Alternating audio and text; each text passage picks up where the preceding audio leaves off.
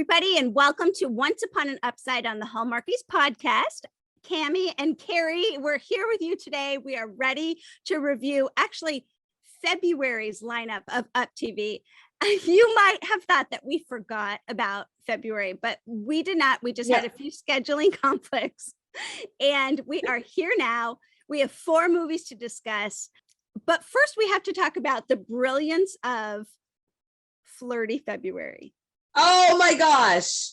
Flirty February. Brilliant. I mean, that title could not be more perfect. No, honestly, they had me at Flirty February. I was like, all of these movies are going to be so good because of this title, like how they set up February. I thought it was brilliant. Well, and what are UPtv movies all about? Flirting. Flirting. We are flirting here on these movies. Now, it definitely was in contrast to, the Loveuary from Hallmark, which I never liked. I just thought it did not roll off my tongue. And so as soon as I hear Flirty February from UPtv, I'm like, give that girl a raise. More, please. What a much better title. Oh, yeah. Oh, my goodness. Well, like I said, we have 4 movies to recap, and really we're going to recap and review quite possibly everyone's like moving on from Flirty February and into this new March that premieres in March. But, maybe you can use this as a time to remember a good movie you saw or remember to watch a movie you intended to watch. So hopefully we'll do these movies justice. It's just fun to kind of have them hang around. So let's get started. Let's go. Let's do it. Let's get started. We are going to review them in order that they aired. So way back when, the first movie that aired was Listen Out for Love. And let me read the synopsis there for Listen Out for Love. I have it right here. Listen Out for Love. We have Peyton Pepper, a goal-driven podcast producer, is forced to mold Alex McKinney, a brash, loose cannon, into her next star to create the perfect show about true love and save both of their careers. But once they open their hearts and listen, will they be the ones to find love? Listen, I don't know. We don't know. That's what you have to watch. We don't know if they will be. We did say that these are UPtv movies, right? UPtv, beautifully predictable. When you are in the mood to watch them, they are the perfect thing to put on, They really are. So good. So, okay, so Listen Out for Love. Kami, what did you think of this movie just kind of in general? In general, I mean, it was something that we see often. Yeah. The steady, organized planner has to mold the loose cannon. Opposites attract type of thing. Right. Yeah. And then, of course, she's depending on it because she has to save her career. Totally. And obviously, we kind of know with this trope, what the conflict is going to be at the end. The conflict is she gets this great deal to produce another show, but leave him behind, leave him behind, go on, produce another show. Or is she going to stick with him and make their show a success? Mm-hmm. So it's a little bit of a tried and true trope. And so when I see that, there's other elements of a movie that I look for in order to be like interested and, really see if I enjoy it. So I don't know. I guess one of those is the actors. Do I know them? Do I like them? Yeah. Did you know either one of these? Did you know Stephanie Bennett or Mark Ganame? Stephanie Bennett, I have seen in UPtv movies before. And I think she's just adorable, honestly. She is. She's precious. She was so good. And she did a couple others that we've seen before, Love for Starters. And she was actually in the 9 Kittens of Christmas, although I couldn't remember her role, or sister or younger sister. She was the younger sister in an UPtv movie I loved called Same Time Next Week. And she had her fiance was Chris McNally. I don't know if I've seen that one. Baby Chris McNally. And so I remember her from a couple of those things. And Yeah. she was so good in this movie. She really carried it for me, the way that she was just steady. She was very professional, but you could tell she was starting to really enjoy this opposite of hers, this She was cracking. she was. She was. Okay, did you have any highlights? Did you think they had chemistry at all? This Stephanie and I did. Sometimes when you have the opposites attract and the steady one is having to mold the crazy one, it can be laid on a little thick. Yes. But I think that they, for the most part, did a pretty good job of keeping that in check. Yeah. At the very end when they're dancing and she says, "Oh, I remember dancing the night away to this," and he's saying, "Yeah, I remember regretting not dancing the night away." That's when he kisses her. I thought that was a good callback. It was a very good consistency plan to keep it like that, all, and to call back that from the middle of the movie. That kind of helped bring them together full circle. So yeah, I thought the balance was pretty good.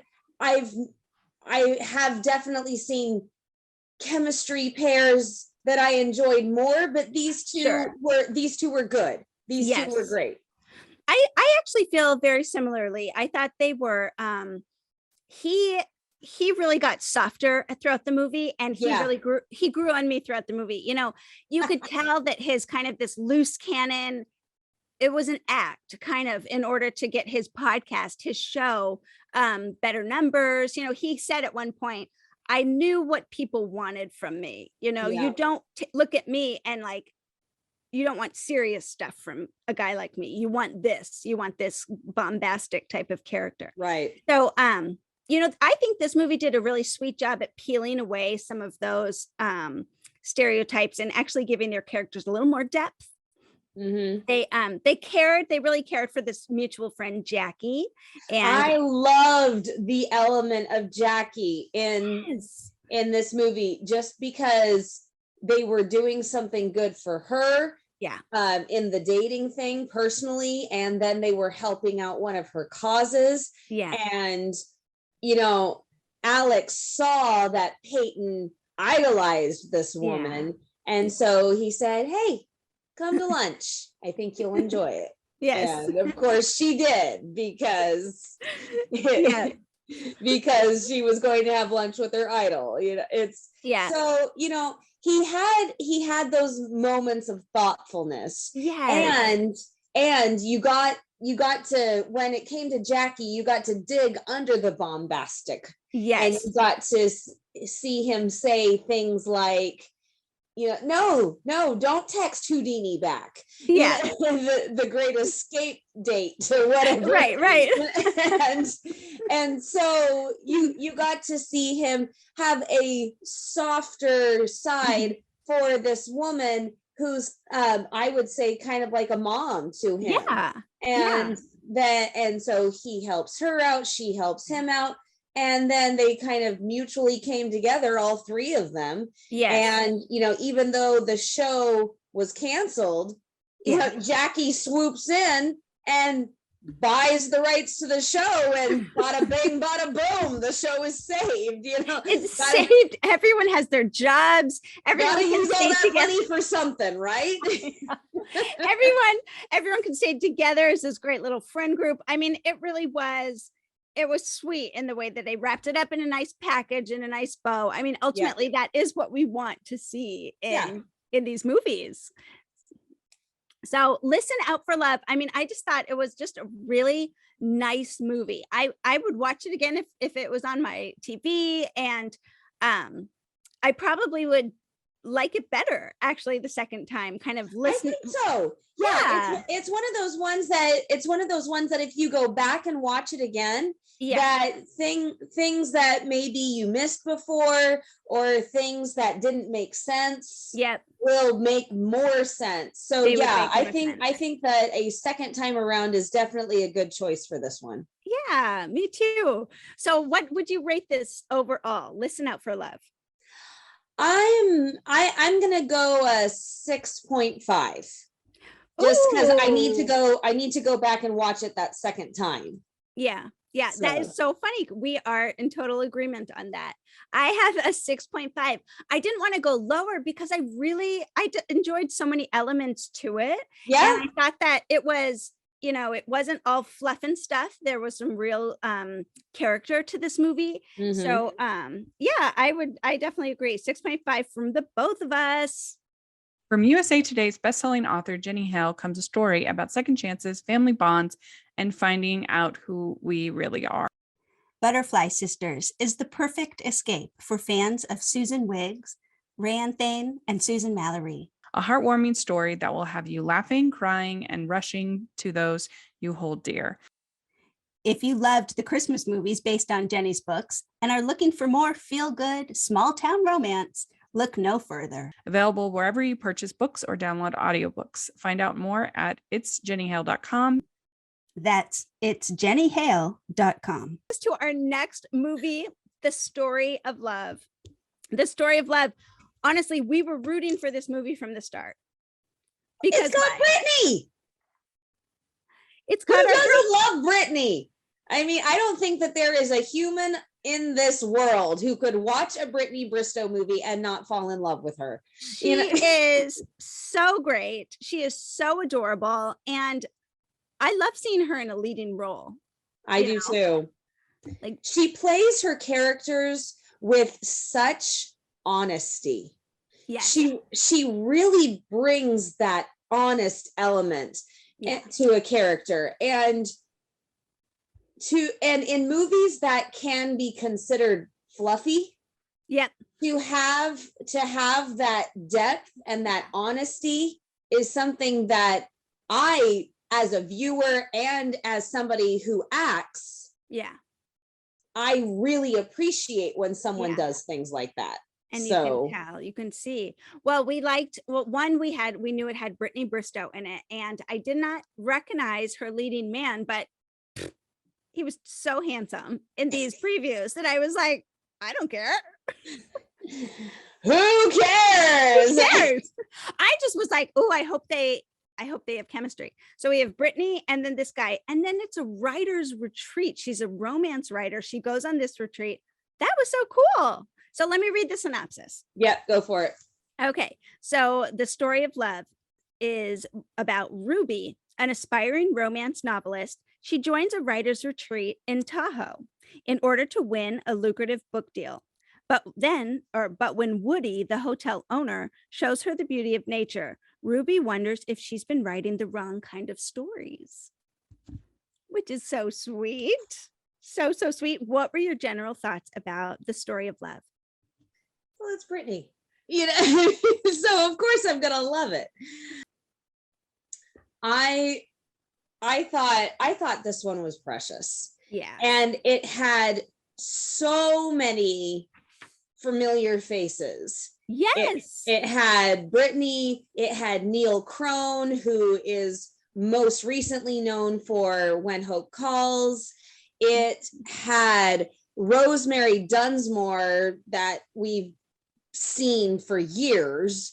Yes. And it had oh gosh, I'm going to say it right. I'm going to say it wrong, but Gianpaolo.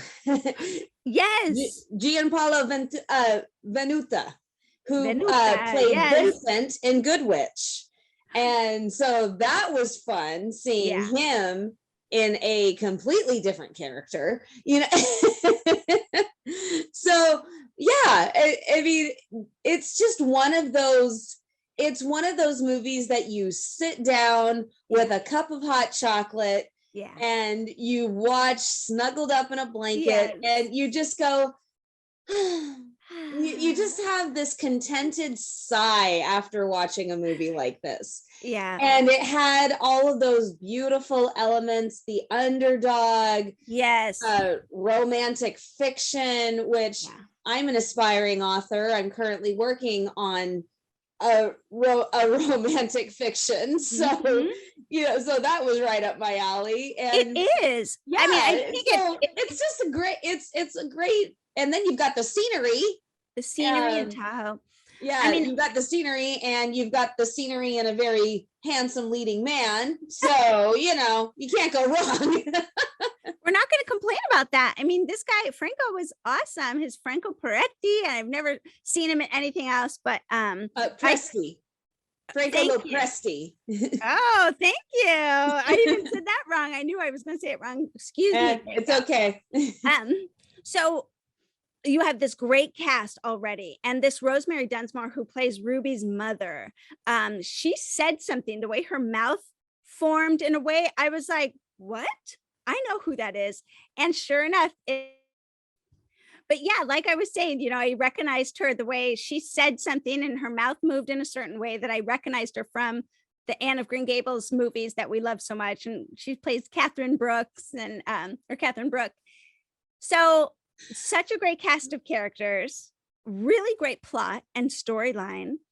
And then I don't know, this one was such a winner for me. The Story of Love. I was like, I was in it. I was loved, even if we know some of the conflict, city girl comes to the country and, has to be schooled in nature and everything.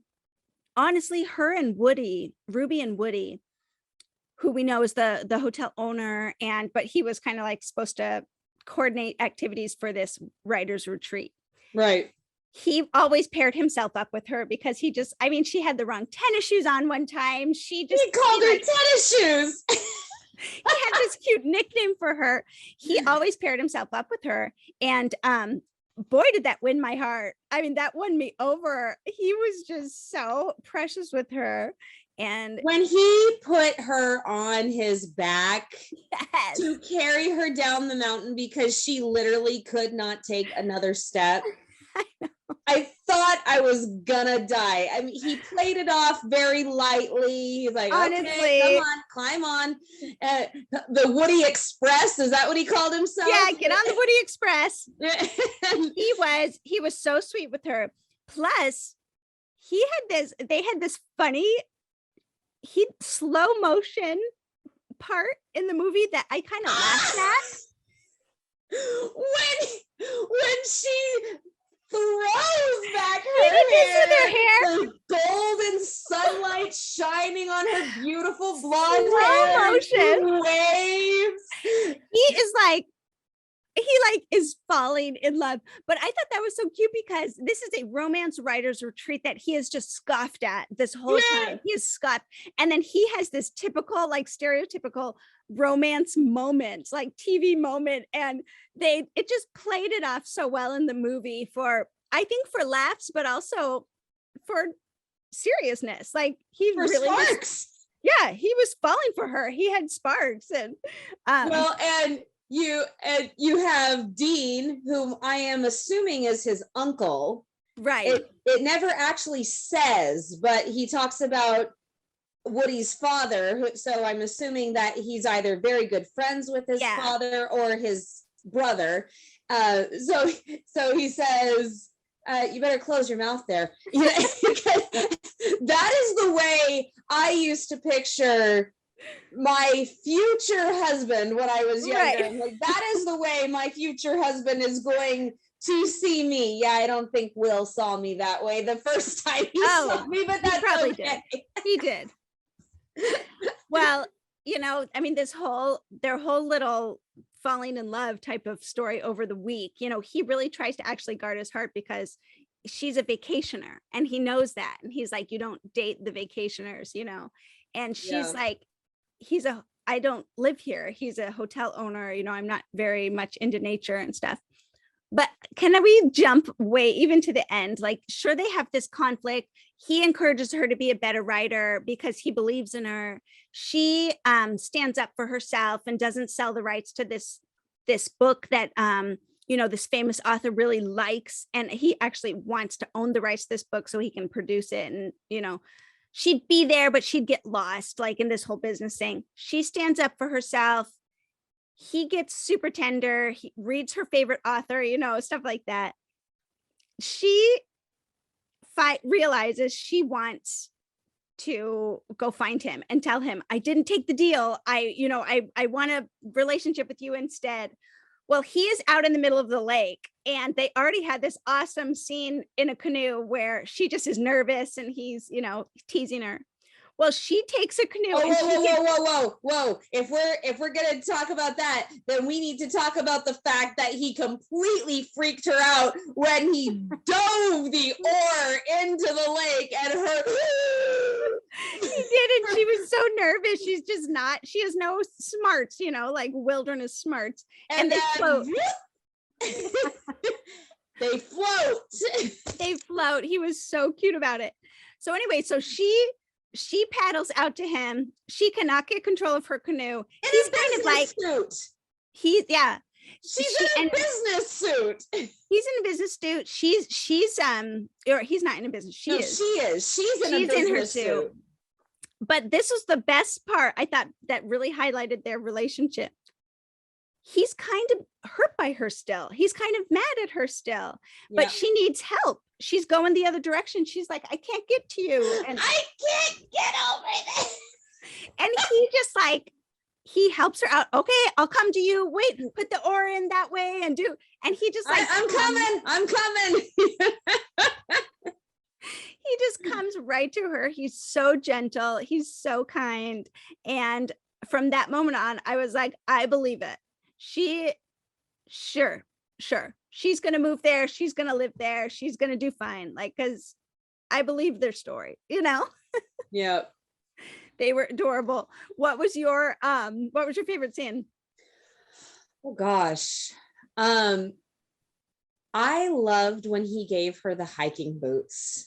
Yes. I mean, he teases her, he gives her a hard time, but that was the most thoughtful thing ever. Yeah. And it was a sweet gift. It was practical.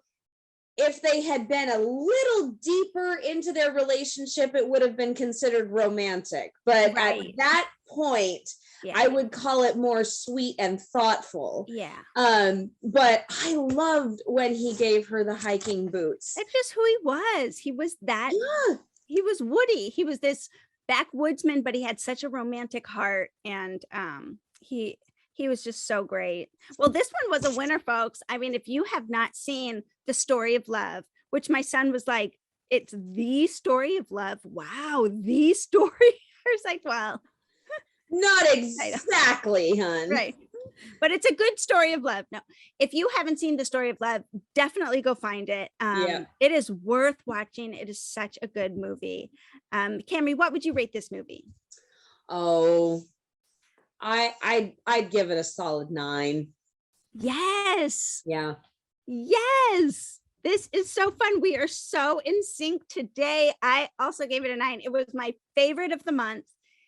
And then, I mean, I wouldn't be surprised if it stayed my favorite for a long time this year. If something else comes up, I mean, it was so good. We're back to talk about the last 2 movies of Flirty February. We are moving on to The Song of My Heart, a childhood on the road with her legendary singer-songwriter father.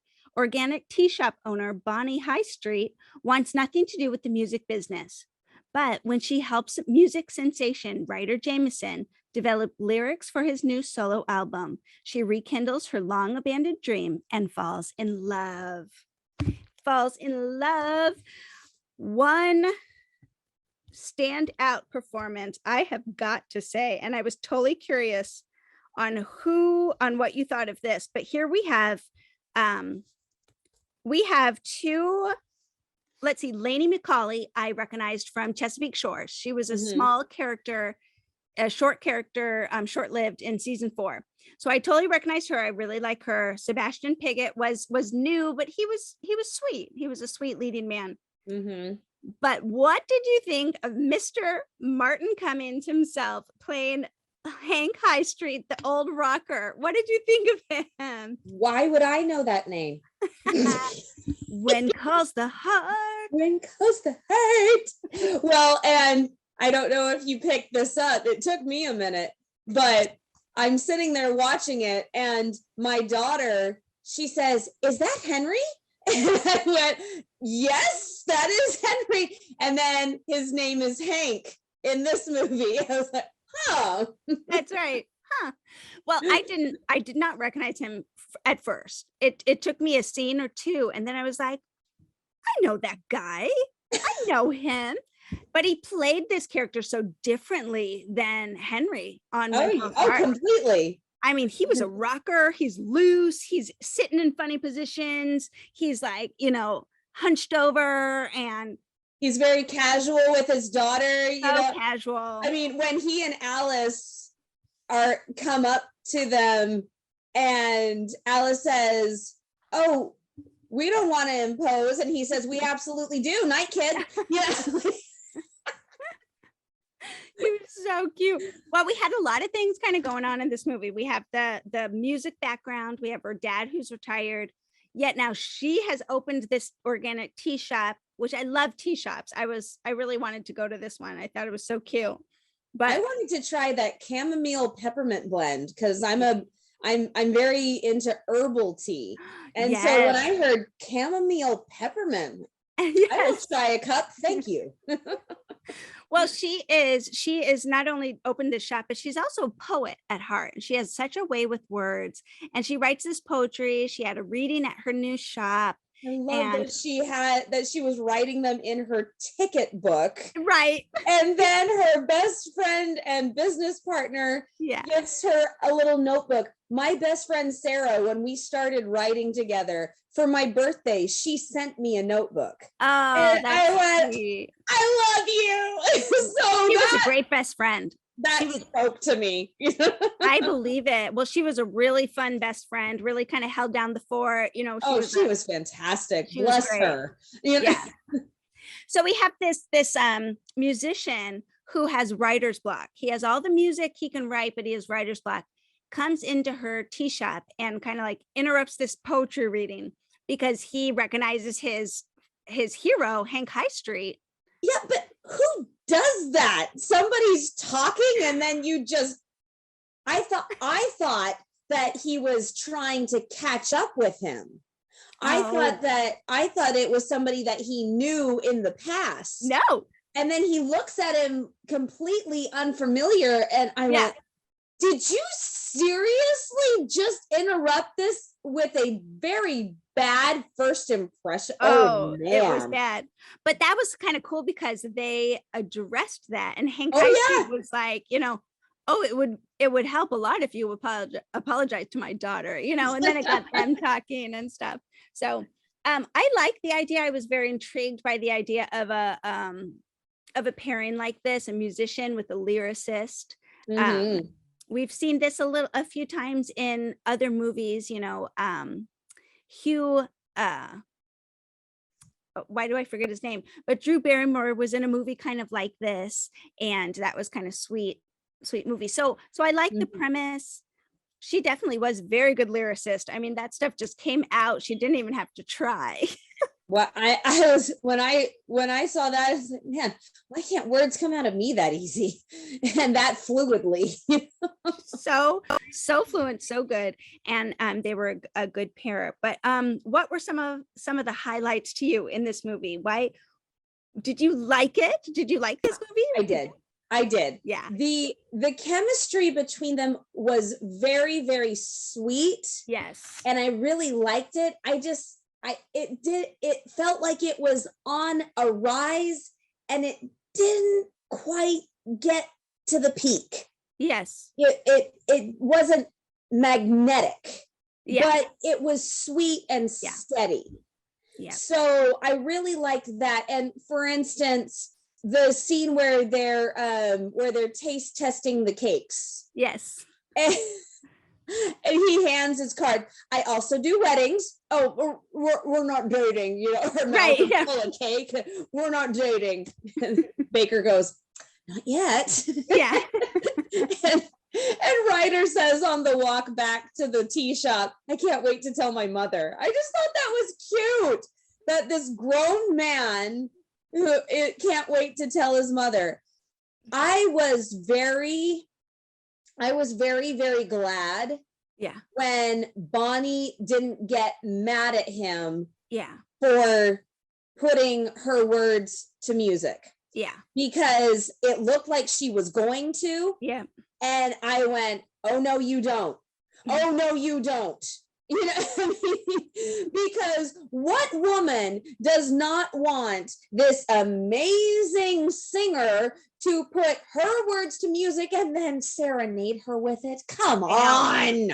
I wrote that exact same thing down. I was like, a guy is singing to you. This is like every girl's dream. Now, here's the thing.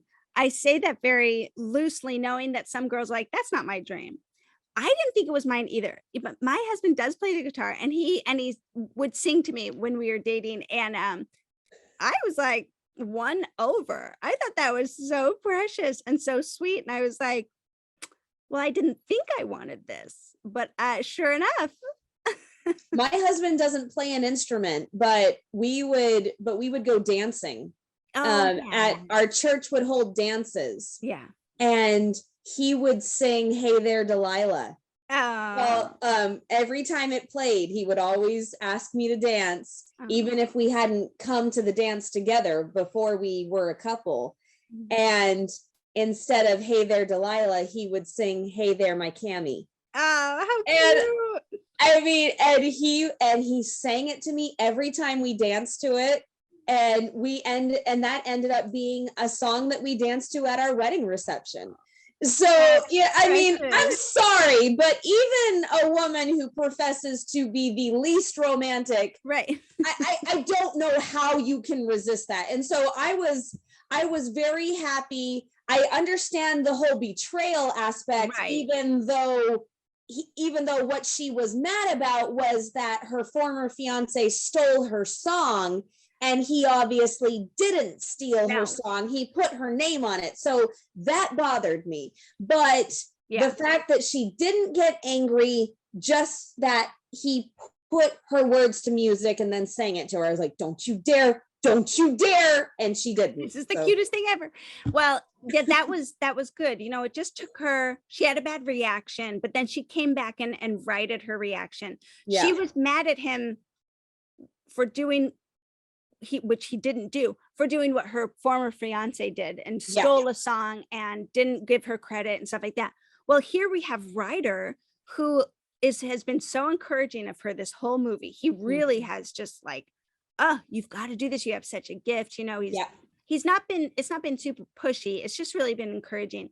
Very. Then he uses her words, but then immediately has his agent call her and ask for representation because they're going to give her credit, you know? So like he goes about it in the right way, and she finally sees that, and they have a sweet reunion at the end. I think that would be kind of, I thought those would be my favorite parts, where it was headed toward a certain stereotype, and then whoop, it kind of broke away from it. For instance, when Branch Rogers, the blogger, didn't show up, and I was like, don't you dare get angry at him. Don't you dare get angry at him. It's not his fault. It's not his fault. And then she says, it's not your fault. I'm like, thank you. I know. She was very real, very relatable. Did you ever have that sneaky suspicion that he actually did not know Branch Rogers? No. I did. I was like, you did. This is suspicious. I wonder if he actually doesn't know Branch Rogers. And no, I mean, when he said that he introduced Branch to his wife, I'm like, nah, that can't be made up.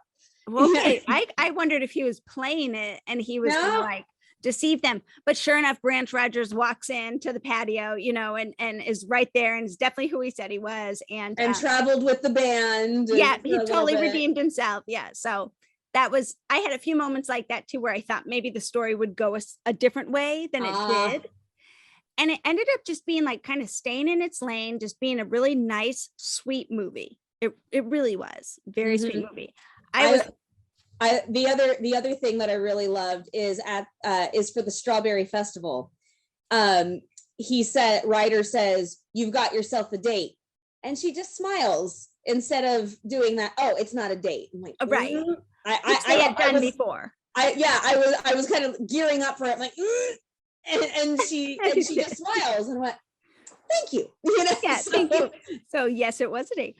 Well, I thought the end too was really it's kind of rushed, but it was really sweet in that he actually bought her dream house, because he had been saying the whole time, "I love this town. I love this community. I've always wanted to live in a place like this." And she thought maybe that was just a party line, just something. But then he buys this dream house that she loves, and they say they love each other, and it was a really sweet surprise ending. He bought the house, and he's gonna stay.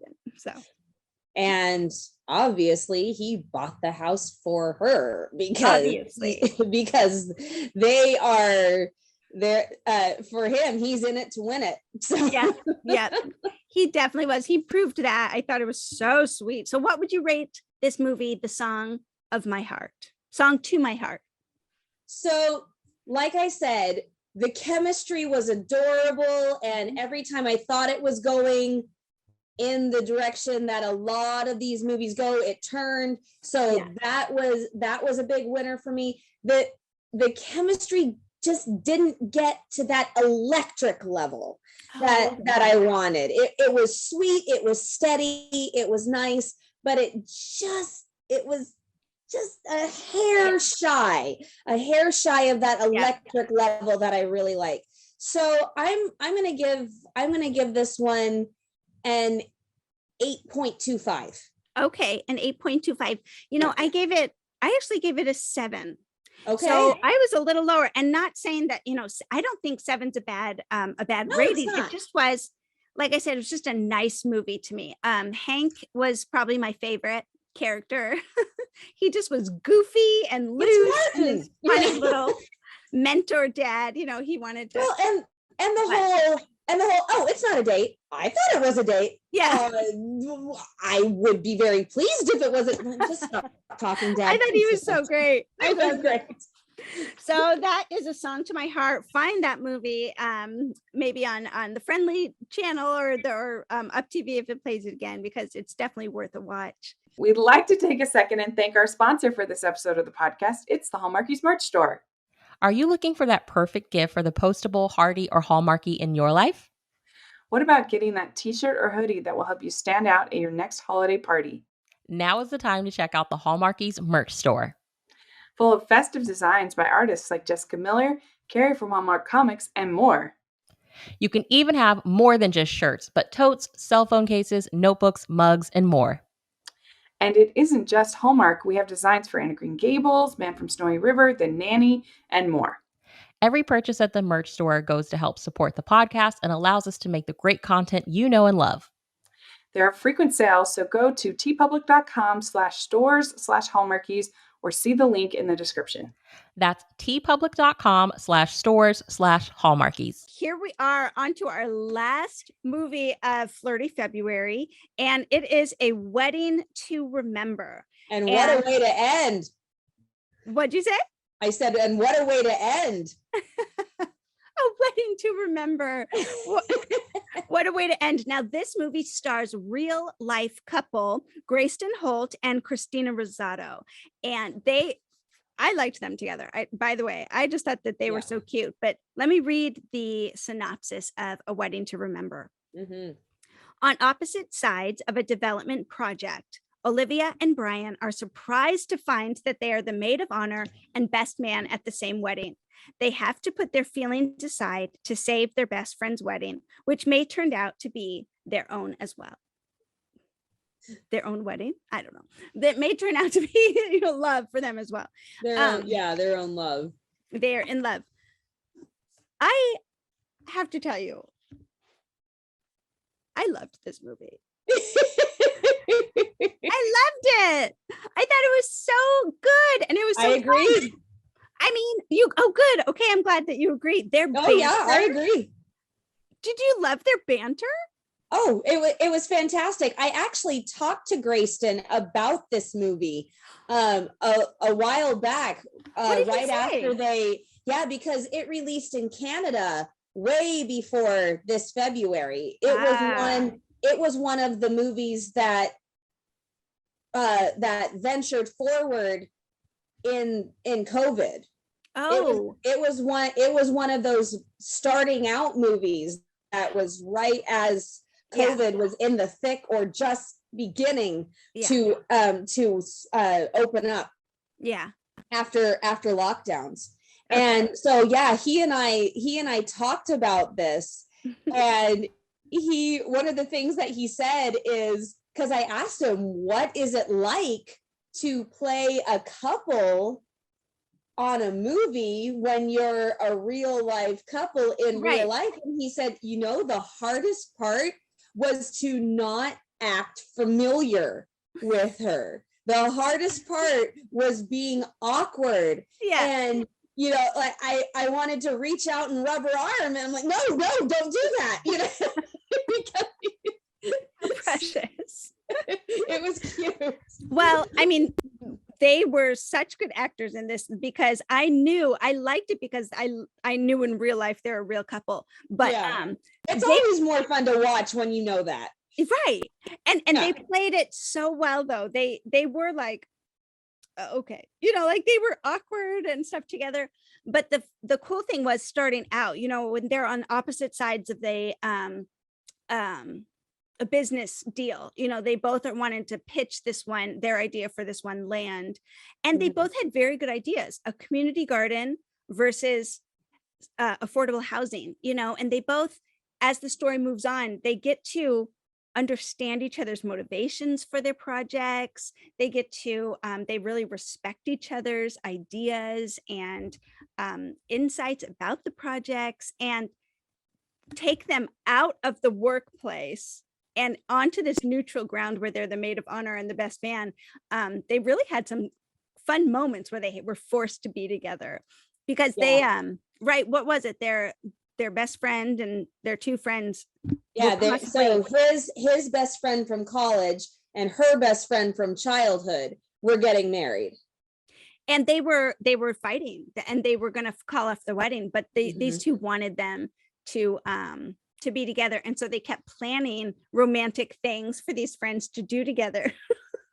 And it kept going around. Okay, I just have to know, was the massage clerk that dumb? I mean, come on, they both said a single one for me. I don't know what happened, but they ended up getting a couples massage together, and they ended up just loving it. They were I can't say anything too happy. After all that stress, I would, if I was getting a massage, I don't think I would be able to say anything either. That would be awkward for sure. That would be so awkward. But I thought this was a great movie. Really good pacing, really good dialogue, fun banter, believable connection and romance. Well, and the other thing is, Brian wasn't a bad man of business. No, he was not. And that's what I really love, is all the time the property developers are the bad guys. Right. And he even says, I'm not the bad guy here. No. But they took the time in the script to tell why he believes so strongly in this project, why he was passionate about it. And he was passionate about it. And the fact that he wasn't just trying to move her off of her property to build a condo. Right. It was beautiful how they were both passionate about their own special about their own specialities, Yes. about their own purposes. Yeah. And then for him to go through all the trouble to make a compromise and to make it work. Where Yes. it's a rooftop garden on top of the building that will have affordable housing for low income families. I just went, brilliant. And Sold. Yeah, completely sold. And the other thing that I really like is sometimes when they say we're going to put aside our differences for now, and then we're going to go back to hating each other, they don't fully put aside their differences. No. These two, I really felt they had. They really truly wanted their friends to go on with the wedding and to be happy. Yes. And they both knew that this wedding should happen. Yes. And they truly did put aside their differences for the betterment of their friends, even if their plans didn't always go quite according to the schedule. But they really went gung-ho and they put aside their differences. And then because they put aside their differences, they were able to have open hearts and fall in love. And may I just say that when they were dancing, that almost kiss was one of the best I've ever seen. Maybe it's because they're a real life couple, but that almost kiss, I'm like, if there was a gold medal for almost kisses, that would probably win it. Because they both went in, you could feel the tension, you could feel your heart start to pick up its pace, and then they both back off and like, so I thought, because the other one later in the movie, I didn't care for that one as much, but that one I went, hello. It was very good. It was palpable. That tension was right there. You could cut the tension with a knife. You could. So they played such a great couple, and a really good relational development, really good backstories to these business ideas, and I just loved it. I thought it was such a winner. What did you rate this movie? Oh, I'm probably gonna go with a 9.5. Wow, that's great. It would have been a 10 except for that stupid massage clerk. That is such an awesome high rating. No, but seriously, I would probably go 9.5. Well, I win a 9. I have a 9 out of 10. So it's right in line there with the story of love. I liked both of those for different reasons. I thought this one had a crackling chemistry that was really fun because of the real life couple and how well that they did it. But I like, there were so many things I liked about both of them. I can hardly compare them, but so both of them get that high rating of 9 from me. What a great month, Kami. This was such hold on. Did you notice the You've Got Mail? The nod to You've Got Mail in it. I remember it. What was it? When he said, if we hadn't met, if I hadn't been the guy with that building and you hadn't been the girl with that garden, if we had just met on the bus or here at the wedding, I would have asked for your number and called you the next day to go on a date. And he even goes, if only, just like You've Got Mail. And see, that is where I thought, because I remember us talking about January's movies and how the fact that it was that close to You've Got Mail bothered me. See, here it didn't bother me. No, because it didn't copy it. And so, and when he said in this breaking voice, Rich and Jenny made it work, why can't we? oh my gosh, I wanted to cry because the two of them have just saved the marriage of their best Yeah. friends, Yeah. and they showed both of them that they could get past a single argument. And then his heart is breaking. Rich and Jenny made it work. Why can't we? Like, no. It was so genuine and so sweet. Thanks for reminding me about a couple of those. This is a rewatch for me. I need to keep that on my recordings here and rewatch it to go back and see some of this sweetness, because he played such a good character. Of course, I love him in Chesapeake Shores as Jay Ross. He's really fun. But the more I see of Grayston Holt, the more I just like him. I think he's a solid. He produces a solid leading man that you just want to root for, and very romantic moments that maybe shouldn't be, but somehow the way he looks at the girl or something, he just is very romantic. So did you really, love really the good. way at the end when they're kissing and he interrupts the kiss to say, "You do realize we won't agree on every issue." I thought that was so classic because he's kissing her, he's saying finally, and then wait, no, logic is pushing through. Now you do realize that if we are a couple that we won't agree on every issue, and she says, "Oh, I'm counting on it." Yeah. And he's like, "Okay, come kiss me again." See what we mean, folks? You have to go find this movie. This is a wedding to remember. It is so cute and it's so good. And we celebrate for Flirty February. It was such a good month. Flirty February. Yes. So let us know what you think of the February UpTV movies. And on we go into March here, and we will be back next month to review March's UpTV movies. But Kami, in the meantime, where can people find you online? You can find me on Instagram and Twitter at Kami Drama Girl. Kami spelled Kami, and you can find me on Hardy's Hotline. Hardy's Hotline, and yes, which is now season 9 is now. So you're going to want to go find Kami on Hardy's Hotline if you are. We are covering season 9. So yes. Well, and then come over to Instagram and find me at Hallmark Comics. I'd love to interact with you there.